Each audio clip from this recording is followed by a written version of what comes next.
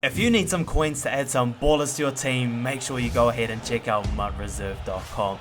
Fast service, great rates, no need to rely on pack luck. Get yourself some coins, buy the players you want, use code SPREE at checkout for 15% off. What's going on, everybody? Hope you're all having another fantastic day today. You can call me Spree and welcome back to another No Money Spent video. Over the last couple of weeks, we've had a ton of success with Weekend League. We're finishing the top 50 on PlayStation both of the last 2 weeks. Obviously, I'm not a pro player, but we have been able to build up a pretty solid No Money Spent team. The scheme is coming together. So today I want to break down chemistries, players, abilities, all of the little things that are helping me pick up those wins in Weekend League. Before we get into it, I think there are a couple things to keep in mind. First up, scheme is always going to be more important than team. A good player with a good scheme is going to be able to get the most out of their players. With that being said, I think the players that I have on my team fit my scheme perfectly. I'm kind of considering this as maybe a part 1 of 2, maybe part 1 of 3, where we'll go ahead and talk about my offense and my defense, some of the plays that I've been running and how I've been successful over the last couple of weeks. So let me know down in the comment section below if something like that would be really helpful. On that note as well, if you have any questions at all about abilities, my team, maybe I missed something out in a video and you need some more clarification, definitely let me know down in the comment section below. I always go ahead and reply to every comment, so pop down those questions down below. One last thing before we get into it, if you are on the No Money Spent grind, if you enjoy the No Money Spent content, definitely consider popping down, hitting that subscribe button down below. But yeah, let's get into it. Let's go break down the No Money Spent team. Starting off here, as you can see, we're sitting at a 90 overall with the No Money Spent team. 91 offense, 91 defense. The special teams is letting me down there. I think I still have a gold punter, so that's always going to bring down my overall. You may have noticed as well, we do have a decent amount of coins at the moment, sitting just under 2 million. I want to be able to make moves when Series 3 drops. With Weekend League rewards, we've been able to make a ton of coins over the last couple of weeks, so we are sitting pretty with the coins. We will be looking to make some upgrades when Series 3 drops later this week. Jumping on into check out the offense, this is the group that we're working with at the moment. Definitely a really solid group. Alright, I want to start off with chemistries. For me personally, I really like play fake, but for a lot of people, I think go deep is the way to go.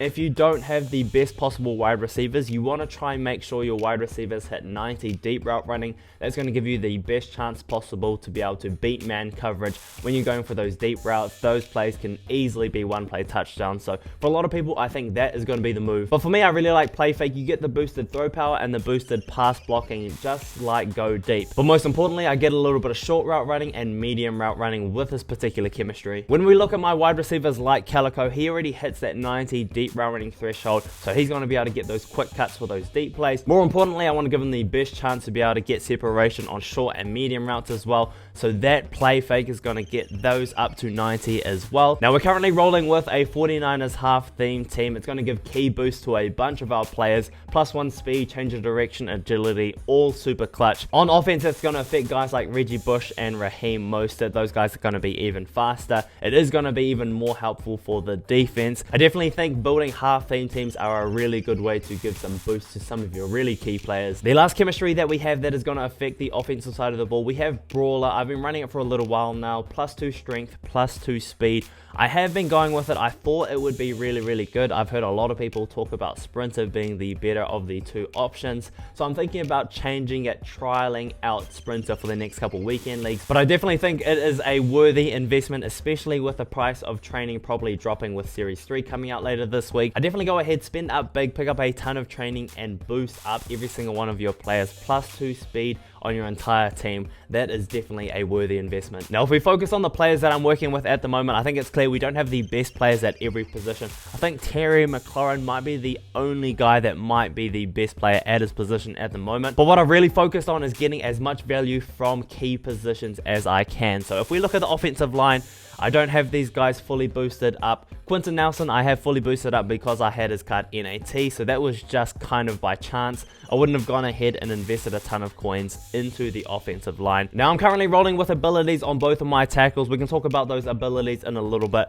I like abilities on offensive line. I think it makes them a lot better as players. For me, no matter how high the overall is, if you're going against a guy with abilities, these guys are going to get shedded. So you want abilities out there to be able to negate that. So I haven't put a ton of value into my offensive offensive line. Next up, the tight end position. I've had Jermichael Finley for a couple months now. This guy is an absolute baller. There are two main reasons why I like him. He hits that medium route running threshold. That is super key. Doesn't matter that he's only 85 speed. He's going to be able to get a ton of separation against man coverage because of that, and that is going to be really useful when paired with this particular ability, tight end apprentice. You're going to be able to put him on those tight end crosses, which beat man coverage every single time, and even though he's a little bit slower, he is going to be an absolute goon. So I really like Jermichael Finley. I'm looking to pick up Darren Waller when his Redux comes out, or maybe I'll use my power up pass on him, but for now, Jermichael Finley has been an absolute stud for me. Wide receivers we've already talked a little bit about. I want guys with good speed, but more importantly, I want guys that hit that deep route running threshold stop. My only exception to that is my slot receiver. He never runs deep routes, so short, medium, that's all he needs, so he gets those boosted up with play fake as well. At the running back position, we still have Reggie Bush all the way powered up. This guy is a goon. We picked up Mostert last week. Now, not only do I like the speed on both of these guys, Bush at 95, Mostert at 96,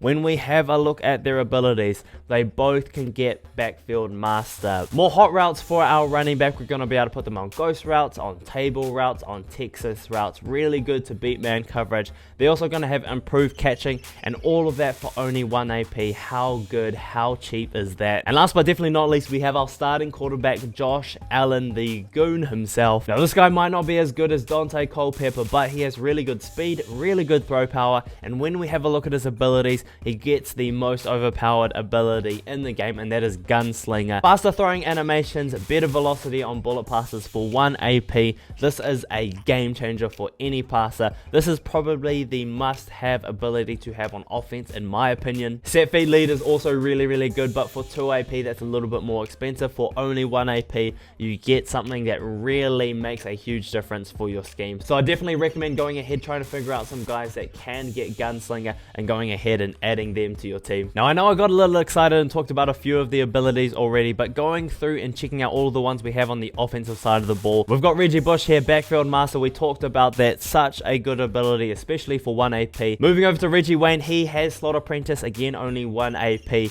Double moves, crosses, posts, corners, you are going to be able to use those hot routes. That can be really good when you're trying to mix up your route combo, so I really like that ability, and again only 1 AP. For the quarterback position, we talked about Gunslinger. That ability is crazy, again only 1 AP. The other ability we have on Josh Allen is roaming Deadeye. The rolling Deadeye glitch has been a thing for the last 2 Maddens. If you roll out of the pocket, even if you're throwing on the move, if you release the right trigger so you're not running anymore, you are going to be able to get pinpoint accuracy and activate roaming Deadeye. So I use that a lot for my big plays down the field. Something super good and something super clutch that comes in handy quite often. We've talked about the tight end apprentice being able to hot route your tight end, especially if they hit that medium route running threshold to those crosses. Can be an absolute game changer when you're trying to beat man coverage. And then we've got our 2 tackles. Now, I was running edge protector for a long time. A lot of people had edge threat. It was a good way to block it for only 1 AP. But now a lot of people like myself are running double or nothing, and edge protector isn't doing a dang thing. So we've gone ahead and tried some new things. Fool me once is something I've heard is something that can be really good. You want to build up that blocking resistance so they're going to be able to hold up in one-on-one blocks. So I'm going to be trying that out over the next couple of weeks. We're going to see if that works out. I'll make sure to let you know if this is a glitchy ability to add. So we have that on both of our tackles. The other thing we have is threat detector. On 3rd and 4th down, I know exactly how many guys my opponent is going to be blitzing. That is huge. If he's sending a lot of heat on those downs, I can go ahead and block a few extra people, making sure I have my routes going out quickly so I can try and make those quick reads. If they're not blitzing anyone, I can send all 5 guys on routes and just try to make the right read, trying to find the open guy. So I think threat detector is crazy good. Being able to see exactly who your opponent blitzes on the most important downs, how good for an ability. So that's going to be the offensive side of the ball. If you have any questions at all, let me know down in the comment section below. Also, let me know down there as well if you are interested in maybe me breaking down my offensive scheme, what I've been able to do and what I've been running for the last few weekend leagues. Moving on over to the defensive side of the ball, these are the goons we're working with over here. Now again, we'll start off with chemistries, and on this side of the ball we're running with lockdown. If we look at the boosts, plus 4 catching, zone, man coverage. Those are the ones that are most important. I run almost exclusively zone coverage, so I want those zone coverage boosts. If you get your players to 90 overall zone coverage, they are going to have the best chance to break on the balls. If we have a look at someone like Rod Woodson, because of the boosts, he hits that threshold. That's going to give him the best chance to be able to break on those balls in zone coverage. Now, when it comes to the Niners theme team, there are a lot more guys getting boosts on this side of the ball. So there's going to be 4 guys on the defensive side of the ball with better speed, better change of direction, better strength, better excel, all of those boosts. So I think it's really important, especially on this defense. Now, if you have a look at the players that we have, it does look like a weird collection of players. Don't worry, I understand that. The way I play, there are 11 guys who are on the field on defense, and it's only those 11 guys I really care about. All of my safeties are on the field every single play. Our top 4 corners, all the way down to Byron Jones, they are on the field every single play. None of our linebackers touch the field except for Lawrence Taylor. He is a pass rusher for me. We've got Justin Smith. He rushes the passer. And then we've got Aaron Donald as well. All of these other guys, these are here for chemistries. They are here for some of our physical chem boosts. I don't actually use them when I am out there going ahead and playing defense. Diving a little bit deeper into the players we have Derwin James and Marcus May. Both of these guys get subbed in as linebackers for me. So they are in the middle of the field. They can animate and jump. And they also have the acrobat ability that's going to allow them to be able to make those diving animations. They pick up a lot of picks that most other players wouldn't be able to. These guys are absolute studs for me as linebackers. At strong safety, we play with Jamal Adams. Just like every other player on the defense, he has good speed, but more importantly, he hits that zone coverage threshold. He also hits that man coverage threshold as well.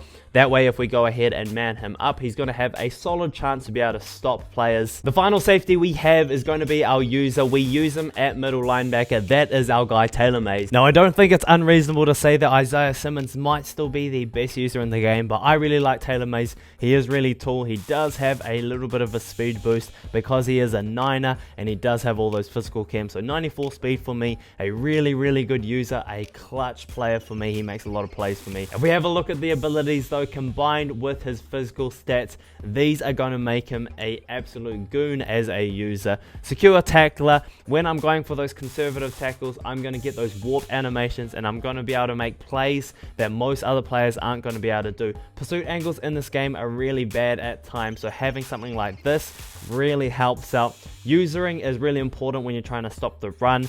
I need to be able to make sure I'm in the right place, and having ability like secure tackler is going to make sure I wrap up and get those tackles when I need them. And then for the second ability, we have acrobat. He is a safety. I play him at linebacker.